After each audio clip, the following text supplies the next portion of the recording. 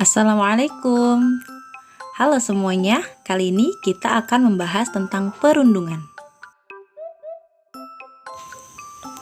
Apa sih perundungan itu? Perundungan atau bullying adalah tindakan penyalahgunaan kekuasaan dari seseorang yang membuat rasa tidak nyaman bahkan menyakiti fisik ataupun psikis dari orang lain. Jenis perundungan ada 3. Yang pertama perundungan verbal, yang kedua perundungan sosial, dan yang ketiga perundungan fisik. Siapa saja sih yang terlibat dalam perundungan? Ada 3 subjek yang terlibat dalam perundungan. Yang pertama adalah pelaku, yaitu orang yang melakukan tindak perundungan.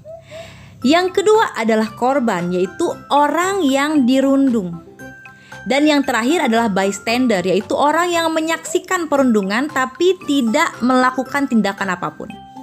Jadi terkesan melakukan pembiaran terhadap tindak perundungan yang ia saksikan. Lantas kapan sih terjadinya suatu perundungan? Nah, perundungan ini bisa terjadi kapan saja, di mana saja. Bahkan di platform media sosial pun bisa terjadi.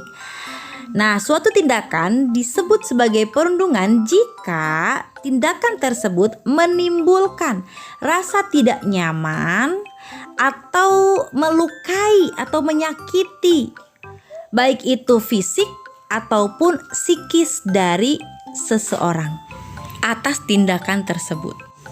Terkadang bully ini sering disamakan dengan bercanda, yang padahal keduanya adalah suatu hal yang berbeda. Biasanya bercanda itu kedua belah pihak itu justru akan sama-sama merasa fine gitu ya. Artinya dua-duanya menikmati, merasa lucu begitu. Tapi kalau misalnya perundungan itu salah satu pihak merasa lucu, tapi pihak yang lain justru merasa tidak nyaman. Nah, namun memang hati-hati juga, karena yang namanya bercanda yang berlebihan itu justru bisa beralih menjadi sebuah perundungan. Ketika kita bercanda dan berlebihan kemudian menyebabkan ketidaknyamanan bagi orang lain, tentu itu akan berubah konteksnya menjadi sebuah perundungan. Oleh karena itu harus hati-hati gitu ya. Jadi bercanda ala kadarnya saja dan usahakan untuk tetap menjaga perasaan dan kenyamanan orang lain. Ada beberapa mitos yang sering kita dengar dalam perundungan. Yang pertama, pelaku perundungan itu keren. Kata siapa? Pelaku perundungan itu justru terlihat tidak keren, terlihat jahat, terlihat buruk. Jadi jangan pernah kamu merasa bahwa dengan kamu melakukan perundungan kepada orang lain kamu jadi keren. Malahan kamu terlihat jadi lemah karena kamu merundung atau menindas orang yang lebih lemah dari kamu. Justru sebenarnya yang lemah itu adalah kamu yang melakukan perundungan.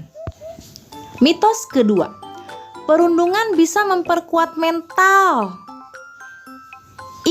Salah juga tuh. Faktanya yang namanya perundungan itu bukan memperkuat mental seseorang, akan tetapi menimbulkan mental illness atau penyakit mental dan dampak negatif lain bagi kesehatan mental.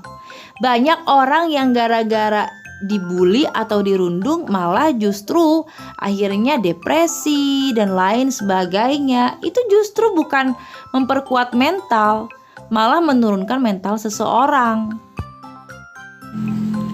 Mitos yang ketiga, menjadi bystander adalah hal yang wajar. Ini juga adalah salah. Faktanya, manusia itu dikodratkan sebagai makhluk sosial yang mana harus memiliki kepedulian kepada orang lain, memiliki empati. Ketika kita melihat suatu tindak perundungan terjadi di depan mata kita, maka sebagai makhluk sosial kita tidak boleh melakukan pembiaran dengan menjadi bystander. Justru kita harus bertindak sebagai orang yang mengetahui dan melihat atau menyaksikan tindak perundungan.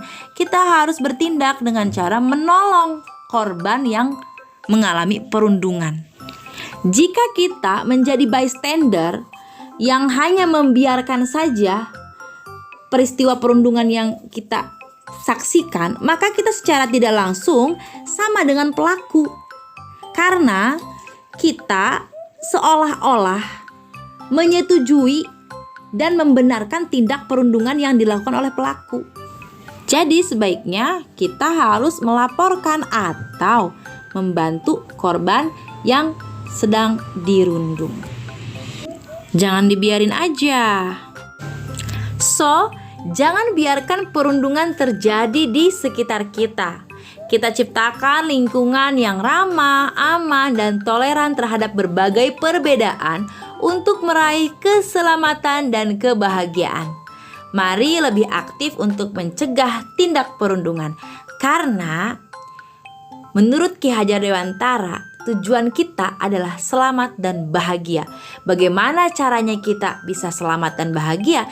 Jika kita merenggut keselamatan dan kebahagiaan orang lain, ataupun jika keselamatan dan kebahagiaan kita direnggut oleh orang lain lewat tindak perundungan. Stop bullying, mulai dari diri sendiri. Sekian, terima kasih. Assalamualaikum.